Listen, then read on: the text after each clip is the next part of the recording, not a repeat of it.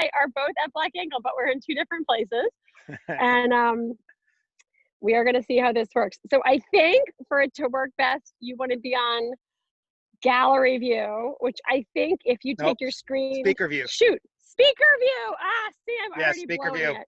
You want to be on speaker view, and that means whichever of us is talking, you'll get to see big. And then we're going to try to only talk one at a time. So we'll see how that goes. It would be a first. I manage it. So the idea today is all about grapevines. And I am sitting here on my little phone and going to try to show you what's happening on the vine. First of all, I just want to show everybody where the big hike I took for you. Look at where I am. See, I can see, I hope it's a good view because I can't see what I'm showing you. But I'm about halfway up the hill at Black Ankle, sitting in front of a bunch of Merlot vines. And we just thought it would be a fun place to sit and talk about what's going on in the vineyard right now, how the vines look, get you some close-ups to vines. So it's kind of like, you know, the lazy man's vineyard tour or the social distancing vineyard tour. So even though the fresh air is probably the best thing for us. So if we think we're good, I'm going to start right in. I stopped in this particular place because I have all kinds of things going on with these vines. So first, the vine I'm closest to is a beautiful, well-behaved vine. So, and tell me, Ed, you're going to have to like, because I can see you, Ed, for some reason. Tell me if you can't see what I'm trying to point out, and I'll try to fix it. All right. Careful of your finger, hon. You're on the camera. Oh, I am on the camera. Well, I don't know how to hold it up. Oh, much better. Yeah, we're going to try this. Okay, so here's a close-up of my hand. Here is a Merlot vine right here. And if you can see, I'm going to start in the dirt. You know, we love our dirt and the soil. Here's a few rocks. There's a few scrappy old weeds because we just do all of our weeding by hand or with a machine. So it's never quite perfect, but that's fine for a lot of reasons. And then down here, I'm going to do a little weeding quickly so we can see it better.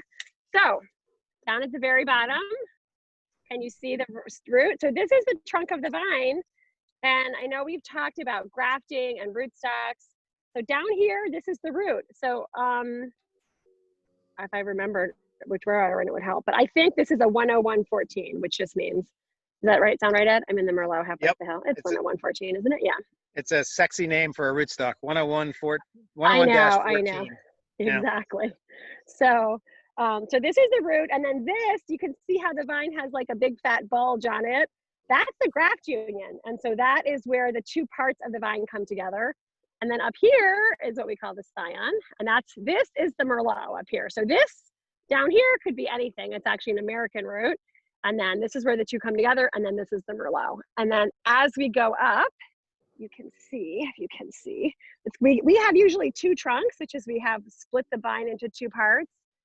And then as we come up, here's this year's growth. So you can see all this green stuff. So this is, and we are done, da-da-da. Our timing is so good, just luckily.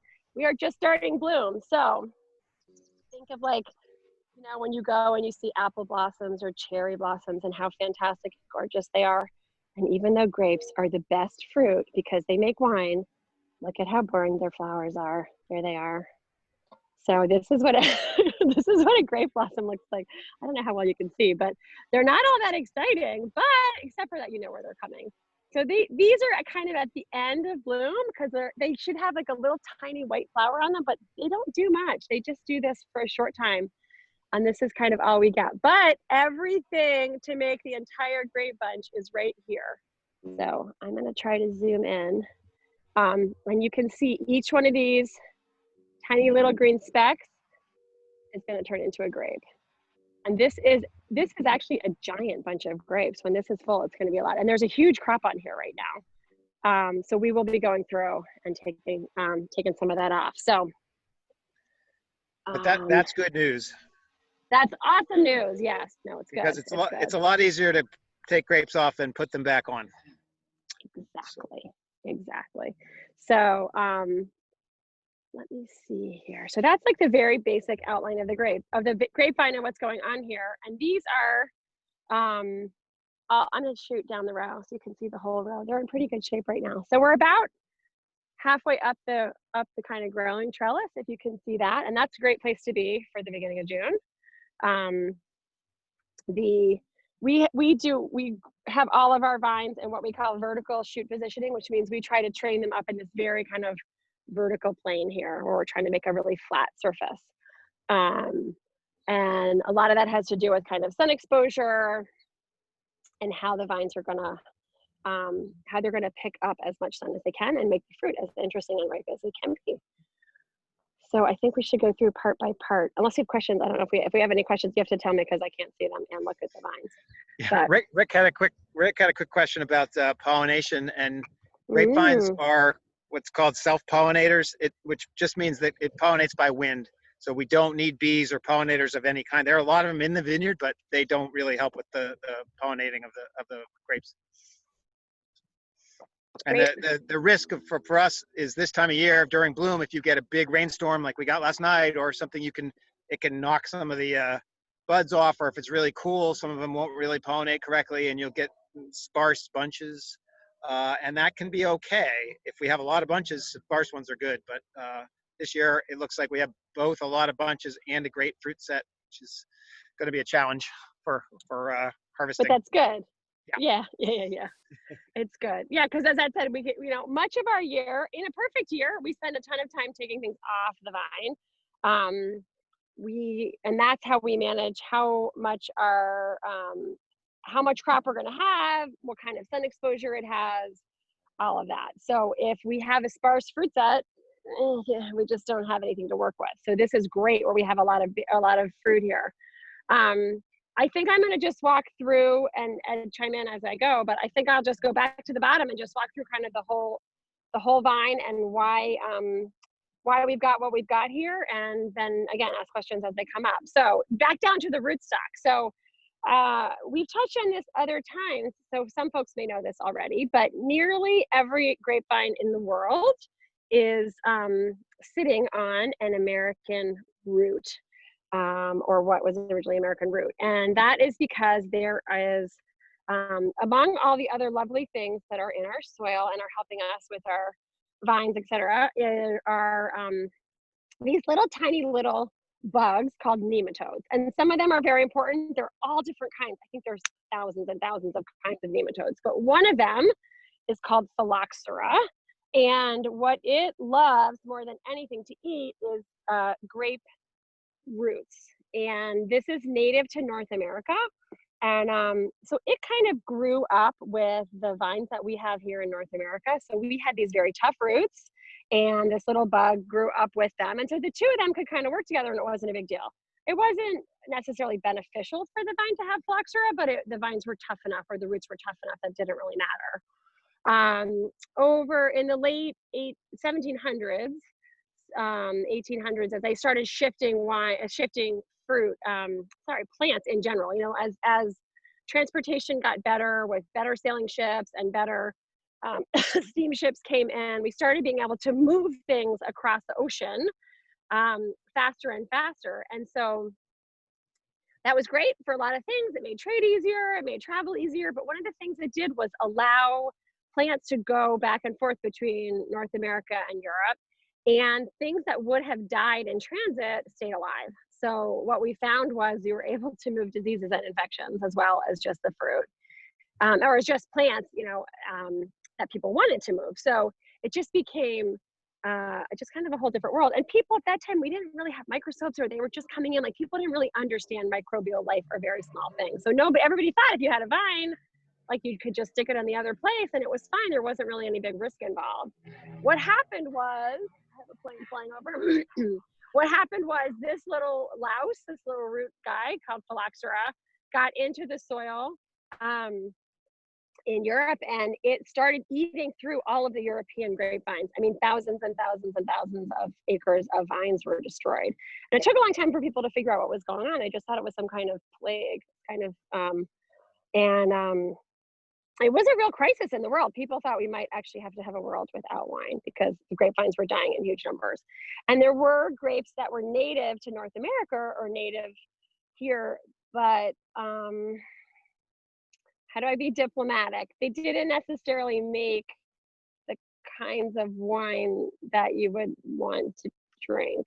I don't know how to, they were very special, as the French would say spécial, you know, so the native vines, you do hear it, some people do work still with native grapes, but they're very distinctive and they're not as kind of subtle or nuanced, I guess I would say, as the favorite European grape. So people spent a lot of time trying to figure out what to do about it. And the first big effort was hybridization. It was just crossbreeding. So people made huge efforts to try to see if they could come up with a vine that had a root that could survive phylloxera and but still made a grape that was palatable to the people who are used to European grapes. Let's put it that way. And so there are lots of hybrid grapes that are still popular today. You see a lot of vineyards that will grow hybrid grapes. The most famous ones around here, probably that you hear a lot about, are Seyval, Vidal, Chambourcin, Treminette. I'm forgetting. Those are kind of popular that a lot of places grow. And some of them have great characteristics. Some of them are just like a little hardier, a little easier to manage in our growing climate. So they are grapes that have been popular. But they never quite got to the point where they were getting the combination that people wanted of European flavors or European grape flavors, I guess I'm going to say, and really hardy plants that could stay alive.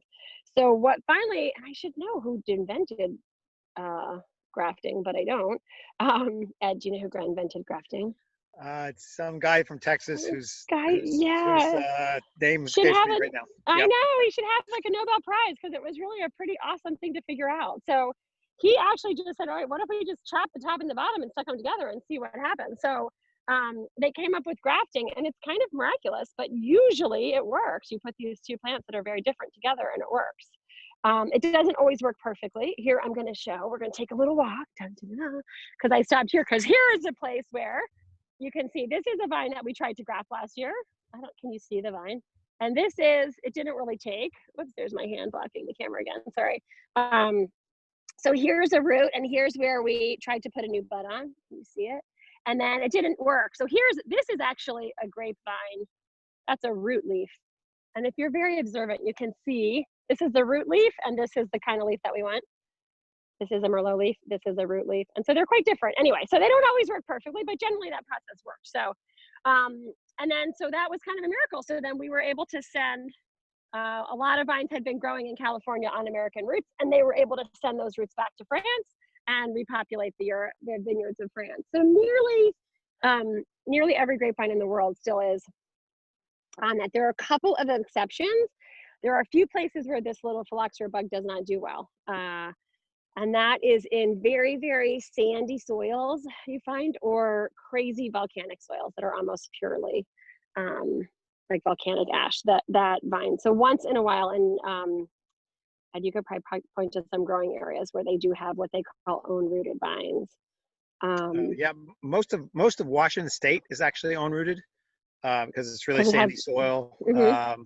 There's a few places there, and I got to go to a vineyard in Spain a couple of years ago, which had vines that were 220 years old. We had that wine from there, and it just happens to be on a sandy soil. I know Bollinger, the sparkling wine producer, has one plot of vines. I think it's 5 acres or something, which is original before pre-phylloxera.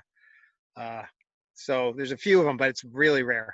And New Zealand, which just has never, the phylloxera has never gotten there. And if you've ever been to New Zealand, they make everyone pretty much take your shoes off, and they go and wash them in bleach or something and make sure you don't bring any soil into that country because they do not want phylloxera. So fascinating. Right, exactly. So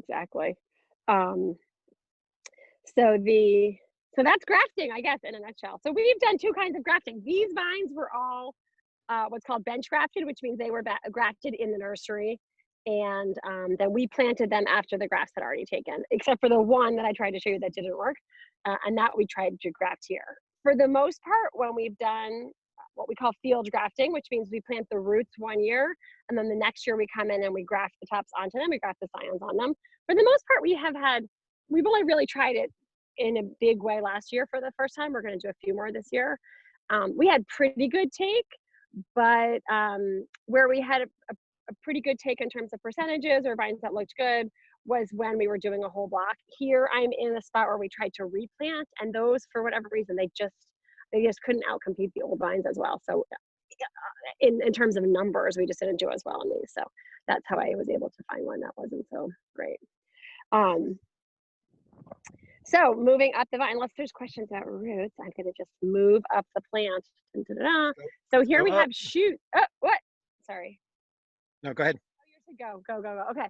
So now we have the shoots. So as we go through, so we are basically throughout the growing season, we are kind of playing a little game with our vines. So what the vine wants is to grow this big, beautiful leafy canopy up to the sky. And it doesn't care that much. It wants to have some fruit because the fruit is how it reproduces, or how it thinks it's going to reproduce.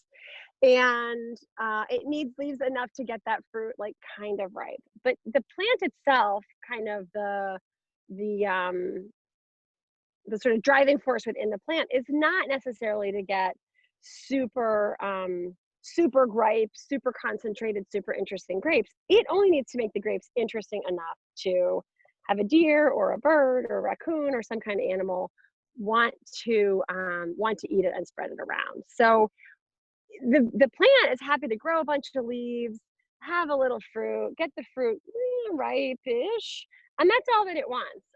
And it's going to do better having volume. So a lot of leaves for a lot of sun, a lot of grapes, because that'll just increase the odds that it's going to be able to reproduce. And the standard of ripeness or quality or interest to get a deer to eat something is just not that high.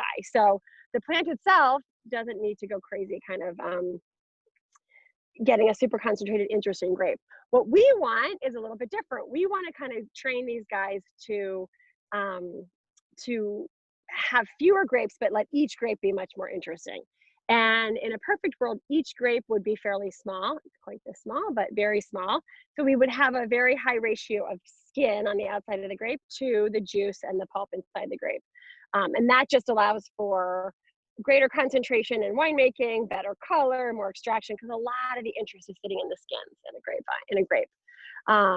So we're kind of always playing a little game with the vines where we are trying to kind of narrow down how much it can produce. And the vine is kind of trying to do what it wants to do, which is grow this big leafy canopy and have lots of fruit. And the vine is very clever. So, we go through, the very first thing we do in the spring is just to thin out shoots. So this here, you can see, you can see, but there are a whole bunch of shoots coming out of the same spot here. And I can start to pull these off, and we will need to go through and do that. And if I pulled off enough of them, if I pull off so many that we only have, like, let's say I pull all the ones off that have extra fruit on them. Say I've got 20 bunches here and I only want 10 bunches. If I pulled off half of them, each of them has about 2, the vine will actually they'll take this little bite and it'll shoot another bunch out. Or if we're too late in the season for it to do that, it will take each one of these bunches and make the grapes bigger or the bunch bigger. So we have to go through a whole number of times and just take a little bit off and then go back and then take a little bit off and kind of go in small steps. So I'm looking for, do you want to walk through what's going on with where they are? Yeah. Yeah. So we for that we had a couple questions. One is what's the best temperature range for the vines? And they do on a lot of temperature ranges, but warmer is usually better, at least through the summer. Right. To some extent. When it's 95 and humid, we're really uncomfortable, but they're trucking along and loving life. So, right. If it's 75, they're fine too. In the fall, of course, we'd like it to be cool, not 95 degrees, but right. And we want some rain, but not a lot, I think. So that's great. Yeah, I don't know if that question was specifically about the fruit set too. It was back when we were talking about fruit set, but again, the actual temperature doesn't make a huge difference as long as it's not so cold that we're battling frost. That would be bad. There's another question about the grafting and when a graft fails, when do we give up on it? If a graft fails, you basically have to give up on the vine and replant it. and maybe there's a few little exceptions, but 99% of the time, if the graft fails, the vine's down, and you need to, even if it's growing on the roots, you need to dig those out and start over again, unfortunately. So it's really a bummer, because before phylloxera, or in the few places now that don't have phylloxera, if they need a new vine, if a vine dies, you can just take one of those shoots that Sarah's got there and I have literally a big enough one, bend it down and bury it, and it will soil, throw roots of its own, and then you cut the link with the mother vine and you have a new vine. We can't do that crazy, because that right, vine will then die. So right, yeah, like if we took this down and even these great big, well-established vines, if we got one of these shoots into the ground and started and let it shoot roots, it would kill off the rootstock, and it would just go, it kind of like wants its own system. So you can see here, that's a great segue, Ed. Can you see these little guys way down low? So we have to go through where the vine is starting to push shoots right way down low, and we've got to pull those off so that they don't get long enough that they fall. I'm going to leave this one in case you want a second trunk, that they fall and start to grow roots. So that's one of the jobs. And if you see down low here, some is weeds, but you can see early in the season, we often have a few little suckers, we call them, trying to push. And so we have to pull those off. That's one of the early season jobs that we have to do. Do you have other questions on the list? I'm gonna get back in the shade. Why am I the one in the field? Here we go. Oh, that's better. Right.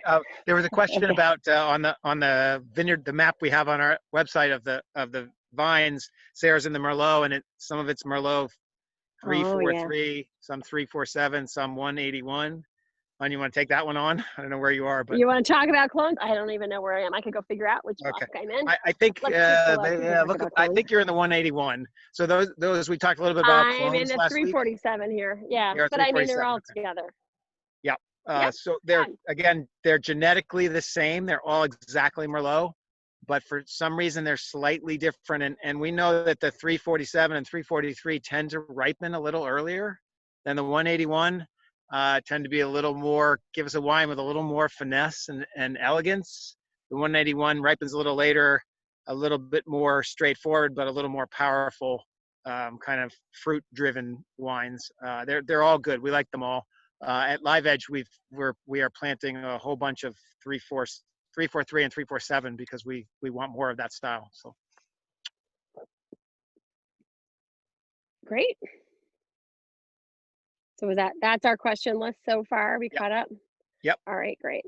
So next thing, so shoot thinning. So the first thing we do, and that's what's going on now. Now we are going through these vines and we're just trying to pull, and these haven't really been done yet. They're still kind of bushy. Oh, if I were clever, I would have found a spot where they're done. But so we go through and we pull off the shoots, and then we can't pull too many now. It seems like, oh, we could just go through and just take all the fruit off and pull the shoots and be done in one go. But as I said, the vine will outsmart us if we do that, and it will start making bigger bunches and bigger berries. And then we won't have gotten what we want. So the first step is to walk through and take a bunch of shoots off. And then the next is we want them to be very vertical. So this row, they're not too crazy now if you look down the row, but if we just let these grow till they got super tall, they would start to flop over. They don't have a whole lot of tensile strength, the grapevines. So we have these little sets of wires we call catch wires here, these two little metal wires. See what it's focused on, and we go through and we weave the shoots through those, and then the next step is we come through, and once we have them all woven through, we actually staple. Here's a little staple. We staple the wires together. I mean, we do it with this is last year as we get a new one, but we staple them together, and then that holds the vine quite tightly until it gets to the next set and then the next set. So by the end of the growing season, or actually by a month from now, 3 weeks from now, these vines will have covered this is what we call the canopy. We talked about the canopy last week, this whole big pile of leaves. It will go up to the top, but it will be a nice straight panel. And that, we want to have that because it focuses the leaves so that they're getting the most sunlight possible, basically. So we want to try and take advantage of as much, we want to have as each leaf basically pulling its weight to support the plant. So when the leaf is in the sun and it is, what do you say, processing, doing photosynthesis, there's got to be a better word. Anyway, it's photosynthesizing. It is net adding carbohydrates, adding food, kind of adding strength to the vine. If it's sitting in the shade, it still needs a little bit of carbohydrate and a little bit of energy to survive, but it can actually start to draw on the resources of the plant. So we want to have the plant mostly in the sun so that each leaf is kind of pulling its, is kind of adding to the overall ripeness of the fruit and just basically the development of the plant. So that's part of why I want to have this nice straight canopy. And so that's the next step. And then once we kind of are, as we're doing that, we go through and we'll do what we call fruit drop. So we'll go through and we will next go through and pull some of these bunches off. So we will go through each block, and having done this now for a bunch of years, I'll see what you can see, we have a pretty good sense of how big each, that looks like a great big knot. We have a pretty good sense of how big each variety is. So we know, for instance, Syrah, I don't think, well, I can try to walk over there in a minute, but I don't think you could tell by looking just at this little flower at this stage, but a Syrah bunch is huge and heavy. So we know when we're dealing with Syrah that we have to take more bunches off.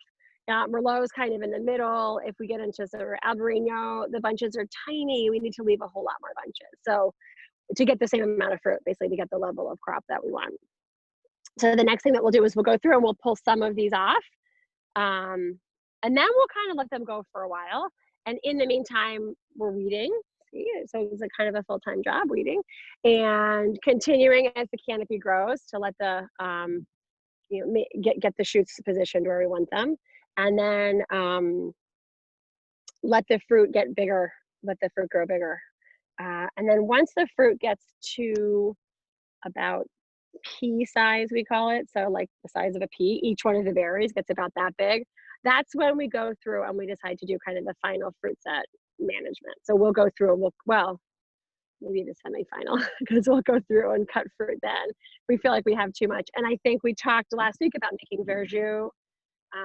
That is the sour grapes, we call it. We sell it in the tasting room, and it's this super green, super unripe grape juice, but they're just beginning to have some juiciness to now. I mean, obviously there's no juice in these guys now. They're just dry. If we squeeze them, nothing would happen. But when we get to, it's usually kind of the beginning of August that we start to have, we're ready to do the green drop. They're starting to be a little juicy, not a whole lot, but some. But they're still very, very acidic and very sour. And so those will cut, and we will actually take them down and press them, and that's when we make what we call verjus. And it is usually, when we pick grapes, we're probably picking at between 22 and 25% sugar-ish. And when we're doing this greening harvest, the grapes are probably at 6 to 8% sugar or something like that, maybe even less, very low, 5 to 7, maybe, I don't know what kind of low end icy edge, more or less, pretty low. And then super acidic. They're starting to have a little flavor. Like if you taste them and you can get past the like, whoa, no, it's really sour. You get a sense of, you get a little grapiness to them. They have some interesting flavors, and they're very kind of citrusy. So Woodbury Kitchen is the place that is super, super dedicated to local growing and had really pushed us to make it, although other restaurants like it as well. And they use it because they can't get citrus grown locally, because you can't grow citrus in Maryland so far, as we know. So they'll use it to like to poach fish, or in salad dressings, or in cocktails, or in place where you want those kind of really, really green sort of citrusy flavors. And what it does for us is it's helping us to manage the size of the crop. So the once the fruit gets to be about that big, the vine is running out of ways to outsmart us. It's kind of running out of ability to make the berries bigger. I can't add bunches anymore at that point. So we're able to start to kind of manage the size of the crop. And then at the very, very end, once in a while, we'll go through, after the vines go through what's called veraison, which is, or veraison if you want to speak French, but veraison is what we call it here in English. And that is when the fruit starts to change color. So once in a while, if as the fruit is starting to change color, we see that it's gotten a little big, or we've left a little bit too much on, or some are falling behind, then we might do one last walk through the vineyard to cut fruit. But that's generally if we have done our work well throughout the year and calculated correctly, that there's not a whole lot of that goes on. Great. There've been a couple questions. Let me run through Okay. quickly. Mm-hmm. Sarah talked about how we trellis our grapes. There are lots of different grape trellising systems, and we had a question about how from Bob Kling about how there are some that what's called a split canopy, where the fruit is sort of in the middle, and some of the shoots grow up, and some of the shoots grow down. We do not have that at Black Ankle. We have what's called vertical shoot positioning, so the fruit is low and the vines all grow up. That's because a lot of native varieties tend to grow really tall and then grow down. And so a lot of hybrids also have that growing habit. They like to grow down. The traditional European vinifera varieties are vertical growing. They like to grow up. So we've chosen a trellis that works best for that. And then we had a couple of questions about, boy, this seems like an awful lot of work. So let's talk about how all this work gets done. And that's, we could do an entire Zoom session on that. But yeah, each one of these vines needs, what, 7, 8 probably things done to it by hand every year. And we have now 150,000 of them planted. And each time that means 30 seconds to 60 seconds at each vine doing the thing you've got to do. So it's a tremendous amount of work. And Sarah talked about a little bit about the shoot thinning that we're going through. We're trying to make sure we have one shoot about every 4 inches along the wire, so that every shoot has its own space. Every leaf, which is about 4 inches wide, is going to have its own space if we keep it vertical. So we'll go through and do that. We're almost done with that. We're a little bit behind where we'd like to be, but we're always behind this time of year. So it's okay. We're used to it. We'll catch up. Then we're going to go through and do a leaf pulling, which we try to do mostly by machine. This year we have a new leaf pulling machine, which is an air pulse leaf puller. And believe it or not, it shoots out little pulses of air, which explode the leaves. And that means the leaves right where the fruit is, right where the bunches are that Sarah's at. We want those bunches to get sun and air and be open. So we have to take the leaves out there. The vine has plenty of other leaves to ripen. So we'll do that next. And then we're gonna spend the next month and a half doing what the guys call organizada, which is just organizing. And Sarah said the vines want to grow all over the place, and we want them to grow stand up like soldiers at attention, just every shoot going straight up and every leaf out in the sun. And it's just a lot of work over and over and over again. So this year we have a crew of, I believe it's 14, and they are all from a little town in the tiniest Mexican state of Tlaxcala. And we had Vincio, who's our farm manager and sort of vineyard manager, comes from that town, is the first one we hired years ago. And everybody else that now works for us is someone, we have several of his nephews, we have a couple of his brother-in-laws, we have some friends across the street where he lives in Mexico, and we all from this little tiny town. We were joking the other day, I think we have 0.1% of the town that at any one point at Black Ankle, because it's a pretty small place. But they're absolutely wonderful. And this year, yeah, with the COVID and everything coming, we decided they're all on H-2A visas, and we decided to bring them early because we were worried that travel would be shut down. So we brought them early, and sure enough, if we hadn't brought them, we would not be able to bring them here now. So we were really lucky in that. And they are the heart and soul of what we do. We could go on and on. Sarah, you probably have a lot of things you want to say, but they're wonderful, wonderful guys who come and spend 7 months with us and then go home to their families for 5 months and then come back again. So it's without them, this place would be very, very different, and the wine wouldn't be anywhere near as good.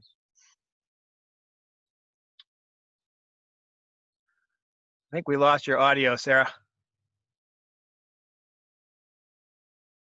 Mute. There we go. I can unmute. Am I back? I don't know. Maybe I must have. I got on safe driving mode. I hit something weird. Anyway. Safe driving. I'm not driving. I swear. Yeah. But anyway. See if you can keep the phone as still as you can too. It's jumped around a little bit. Oh, sorry. You know, I'm a wiggler, so that's great. Yeah. I'll try to hold it still. So yeah, I mean, the Vineyard crew is fantastic, and they are. I mean, it's great. A lot of these guys have. Our crew has grown over the years, so not everybody has been here forever, but many of these guys have come back year after year after year. And, they've seen the place grow, and they have, they're kind of behind the scenes. People don't see them much, and they don't get to interact with customers very often. They're all Spanish speakers. Some speak English fairly well, but they're all basically super shy about trying. So they just are a little bit, I don't know, I feel like they're kind of behind the curtain a little bit in some ways, but they totally make it happen, and they take a lot of pride in it. It's great. I feel like at the end of the year, they're very interested in how the harvest was, and what do you think? Was this good? Is that wine better? How are these grapes? And they're pretty good at telling. I mean, they've gotten to know well. So, Yep. and they know, because these same crew of guys have come back year after year, they know this whole cycle. So we've kind of just briefly been running through what has to happen. All of this work is leading up towards making the fruit better. And it really is like, it's very kind of fussy and finicky. And if you couldn't see the value in it, you'd be tempting to kind of like scoot your way down the row and do a little bit and maybe not so much. I don't get out to actually work and do real work in the vineyard that often, but I laugh because when I do it, sometimes I'm like, oh yes, a dead vine, which is terrible. But I'm just like, it's so much work that if I get to skip one, I feel like I got a free pass, So that's bad, but it's, these guys they are with us long enough that they kind of see where the fruit is going, where the goal is, I guess. And so they really kind of bust their, I don't know, selves. I wasn't what to say it. But they just work incredibly hard, and it's fun at the end of the year, especially when we have a good year. They're really proud of what they've done. We're often sending a few cases of wine home with them, so they can kind of show their families like what they've been up to all year. So it is nice. I mean, it's great. It's great. And they can get so much work done. It's just amazing. I mean, sometimes I'll be trying to work like in the gardens around the tasting room, where I'll do something and I'll be at it for 5 or 6 days. And I'm a pretty good worker as these things go. And then they will come down and just like squirm, and it's as though I were standing still the whole time. I mean, they're just so fast and so good. So it's really lucky. We feel really lucky. So. And for social, if you're wondering about social distancing with them, they're part of their visa program is we have to provide housing for them.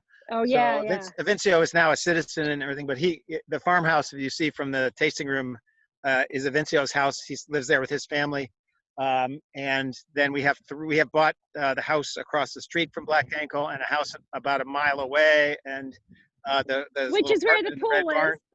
So we have all of our own housing. So they are one family unit while they're here, I guess. So which is nice. They can work together because they live together as well. So yeah. That's good. I don't know whether. So yeah. I'm just gonna check.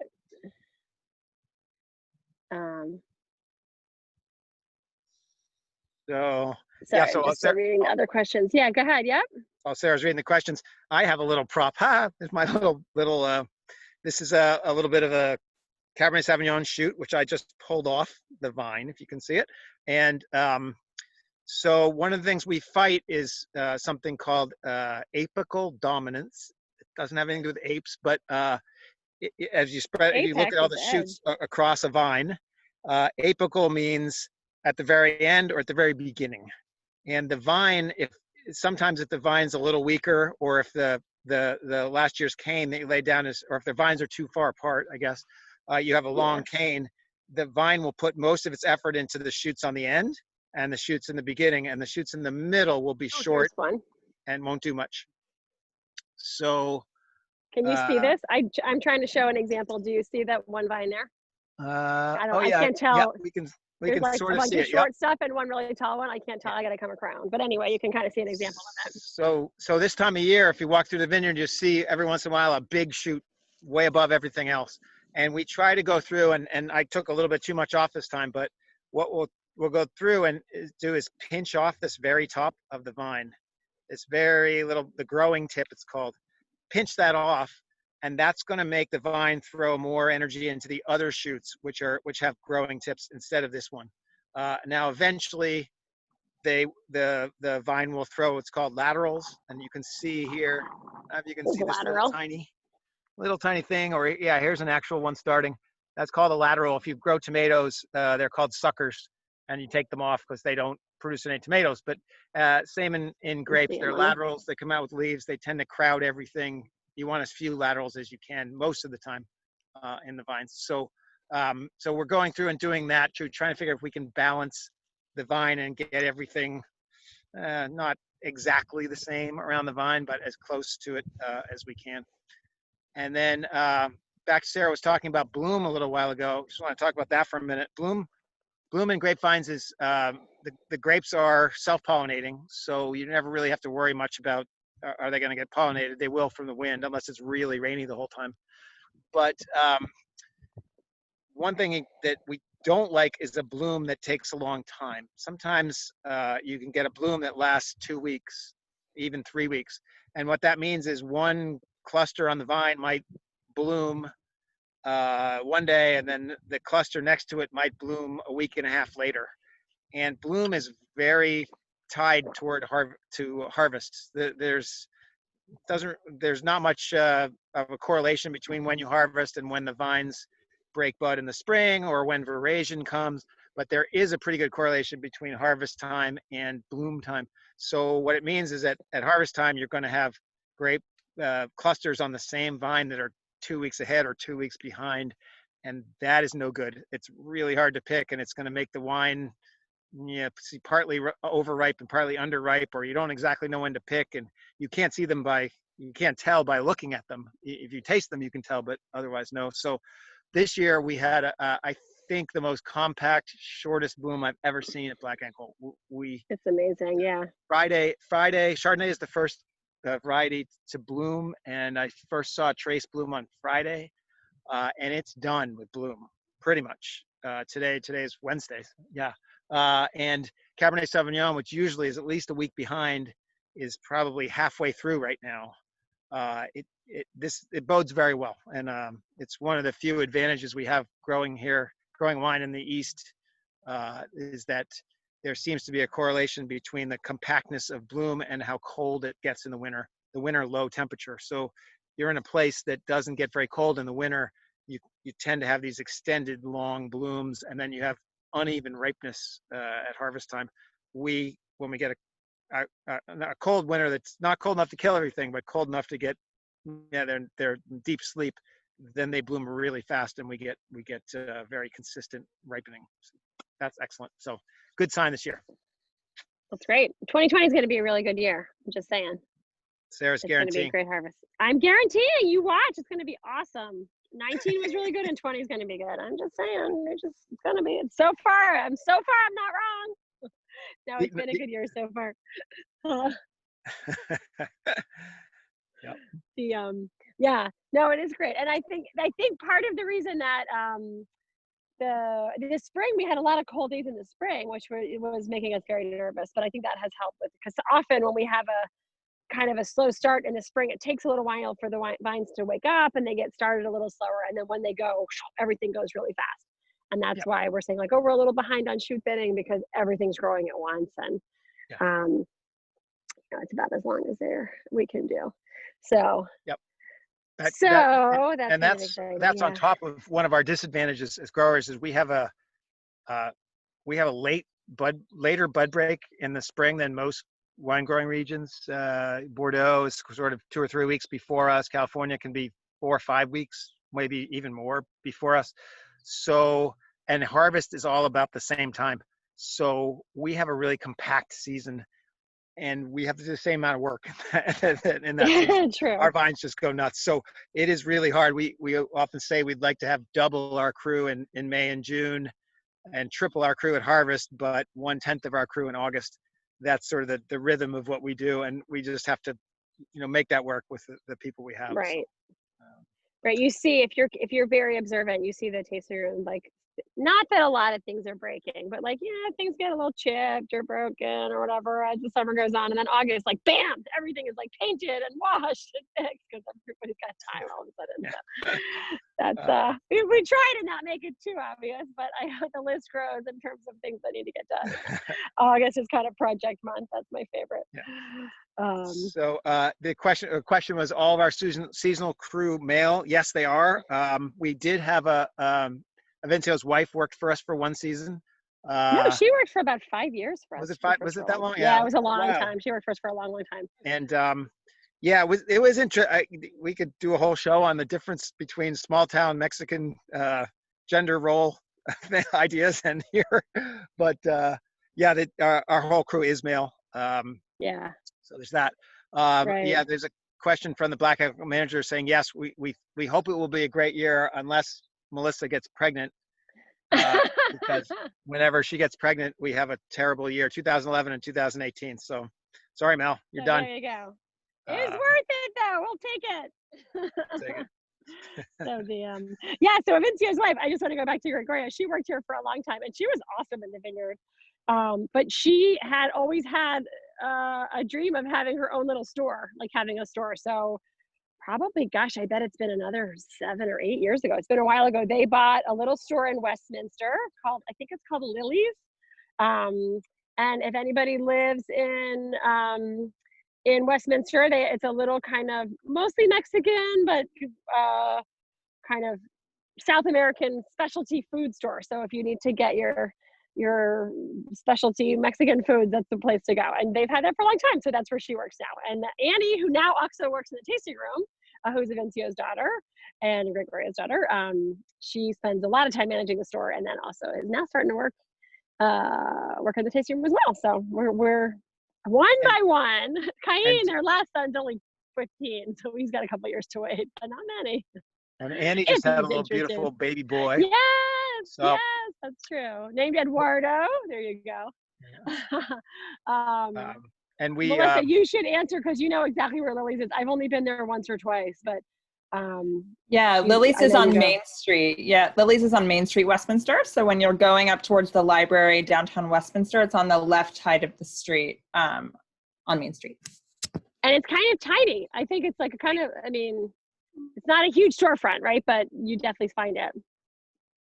Yeah, you'll see it on Main Street with a big, beautiful wooden sign that I believe it's made out of Black Ingles wood. Yes, It is. is. Yep, that's right. Go figure, right? It'll look familiar. What do you know?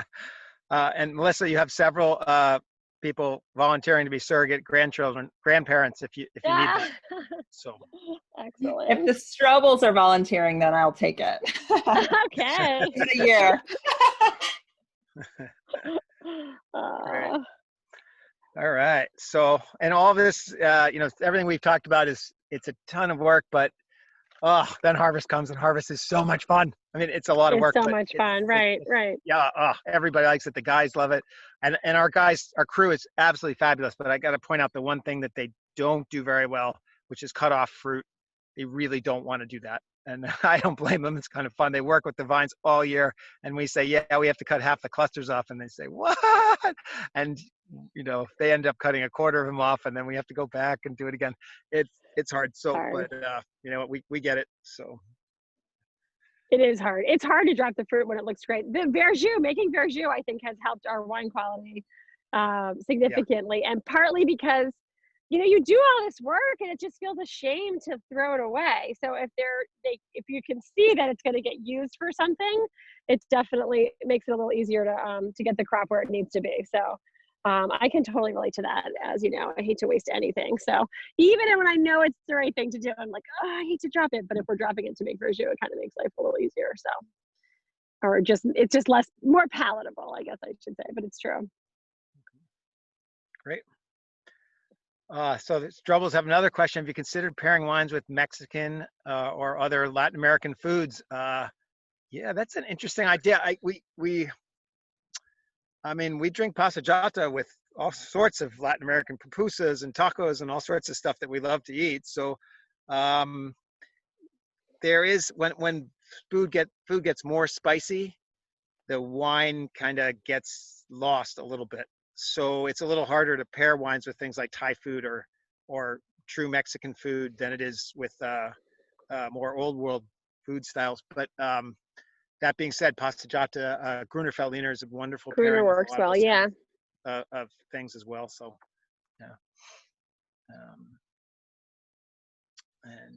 yeah. And I want to forget about Rick's comment that it is nice to have something going well this year. So yeah, so the vineyard looks fabulous, and The vineyard does look fabulous. The vineyard does look fabulous. It's been, we're really happy with it. Yeah. In fact, I'm really happy with the live edge planting too. It looks great. I was there the other day, and we have, usually when you buy grapevines from a nursery, you get, in a good batch, maybe 95% of them survive and live. When you plant them, bad would be 85 or 90%. We got to have at least 99% in this batch. Everything is growing. Everything is nice. It looks really, really good. So we're very happy so far. That's good. All right. Okay. So I'm on to logistics. We're getting hooked. It's got to be almost, I can't see my clock because I'm on Zoom. But Ed, you should take a minute and pan around and show where you're sitting. Oh, good. That's right. Look at this. Can you show off? You just look like. How well you can all see it, but I'm sitting under the shade sails on the front patio. Corner of the tasting room and around. I don't know if you can see the reds and the blues and the. It just looks gray on the thing, but it's cool. I wonder if you can see it from mine. Well, I'll try and do a beauty shot at the end. But so the patio is coming along. We are. Oh, look, he's zooming in there. Yeah, we're estimating that we are halfway done with the main space. It might be slightly generous, but we're getting close in terms of putting the pavers down. So there are a lot of fun little tricks hiding in the pavers, I guess. We've been doing them all by hand, so we've been having fun.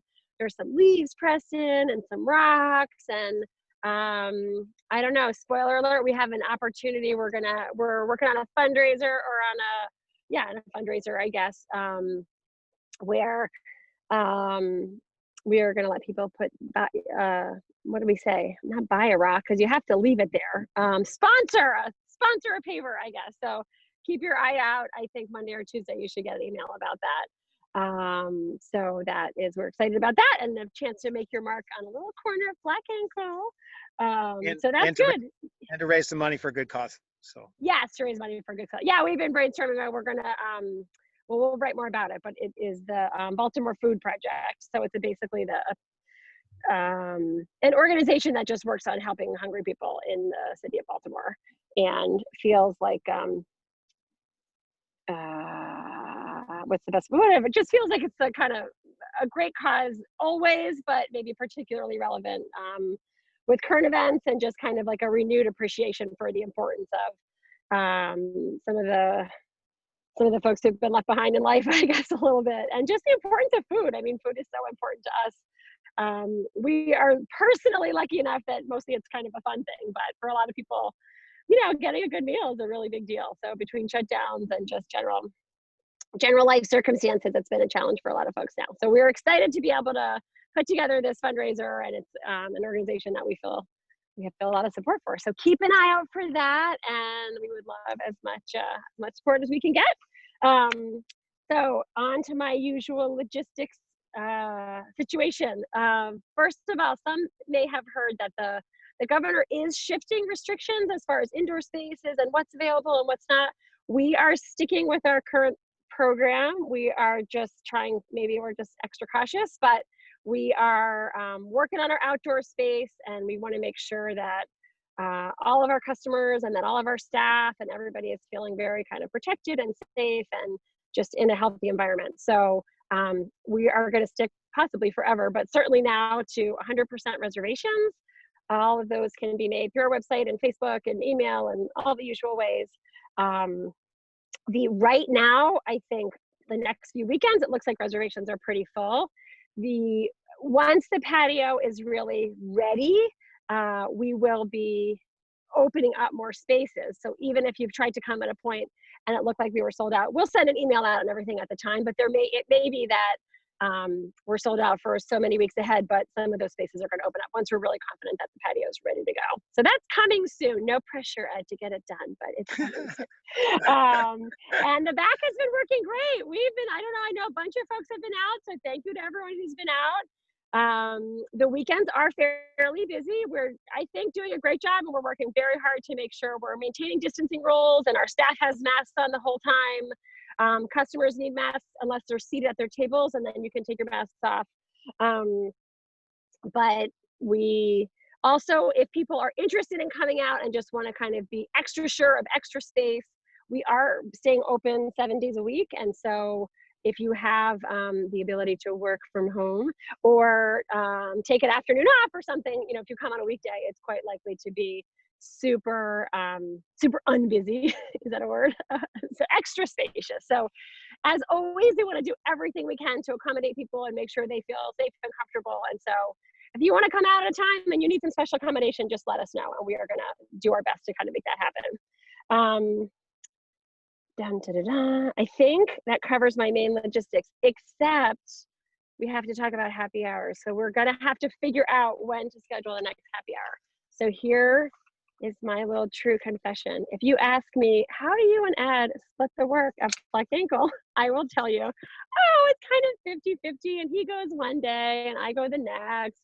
And that is often true. It's true for much of the year. But a few years ago, I realized that this job sharing gig, I had a brainstorm, which is we have this little cabin in New York on a lake that I grew up going to as a kid and I love, and I get to swim and water ski and watch the kids, which used to actually be a real job, but now they don't need any watching. Anyway, often I kind of disappear for half the summer and kind of check it on my computer and do a few things, but I'm sort of allowing Ed to fully experience the joys of owning a vineyard for much of the summer, but I'm sneaking off at the lake. So that is my true confession, which means I'm going to be around, and we figure we're more fun if we do happy hour together. So I'm heading up there soon. Next week, I actually have a virtual tasting. I'm still in town and still working, but I messed up my schedule. So we are hoping to keep these virtual tastings or these happy hours up. We are a little unclear what our timing is going to be for the next one. So we have to figure out some logistics and basically whether we can drag me out of the lake and back to work. And then I come swanning in and harvest and then help make the wine because that's the really fun part. But anyway, so we'll figure it out. No, there's no Wi-Fi there. It's like the middle of nowhere, which is kind of great. No TV, no Wi-Fi. Your cell phone kind of works if you're in the middle of the lake.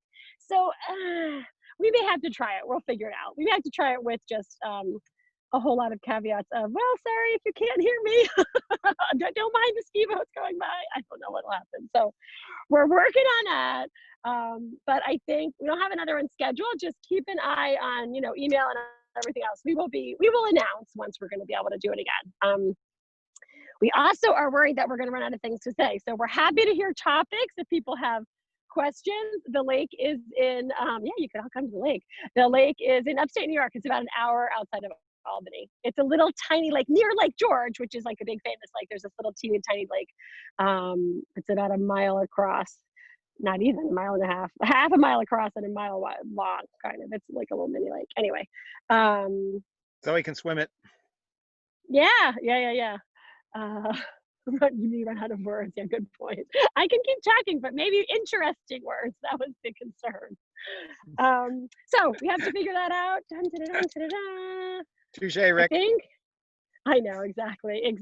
Did I miss anything? Zoe or Melissa, you need to just chime in if I missed anything. They can't text me because I'm up here in the middle of nowhere. But I think I've covered my logistics. Lake Placid is nearby. It's beautiful up there, and you know what? It's usually cool, and sometimes we're having fires at night. It's kind of worth abandoning your husband for a few months, but I don't know how to manage all of this, so we'll figure it out. All right, last question. Anything else? Did I miss anything? Crab cakes. So I'm 99% sure that we have the crab cakes going. We have we've been back and forth with the restaurant and they keep saying, yes, we're on, but we don't have the details from them yet. So Zoe, I think, has a call scheduled with their manager tomorrow. And with a little luck, you should be getting an email soon with the details on crab cakes. So it's still next, and it's just, just like us, they have had to kind of rethink their whole business, and they're trying to figure out tents in the parking lot and blah, blah, lots of different things. So they're eager to do it. They had a lot of fun coming out, and I know people love the crab cakes, and I love the crab cakes. We just have to make sure that we've hammered out all the logistics for that. So I think there's a very good shot, and it's in celebration of Father's Day. So I think we're good. We will, again, just keep an eye out on emails, and we'll get an email out as soon as we know the details. And Brick and Fire Pizza, I know that's on the list too, and I cannot say when the next time is that they're coming, but we are starting to be able to do food trucks. So Zoe or Melissa, if you guys know offhand when Brick and Fire is here next, we can definitely, well, I shouldn't make promises that I can't keep, but I'm pretty sure, because they were so great to work with last time, that we would be able to do also frozen pizzas for takeaway, work something out with them, because they were pretty great last time. So that's on the list. Am I missing anything else? I'm going to check the chat one more time. Nope. Oh yes. Uh-oh, Greg, I'm in big trouble if I don't. I'll get you a crab cake. Don't worry. I'll figure it out. All right, everybody. I think we've hit our hour. Thank you all for chiming in, and send us your thoughts on any other topics we should cover. Water skiing lessons. Yes, if we're leaving town, I'll try, and we'll get the answers on all of this to you. And as always, thanks to everybody. Take care. Bye. Bye. Bye. Thanks.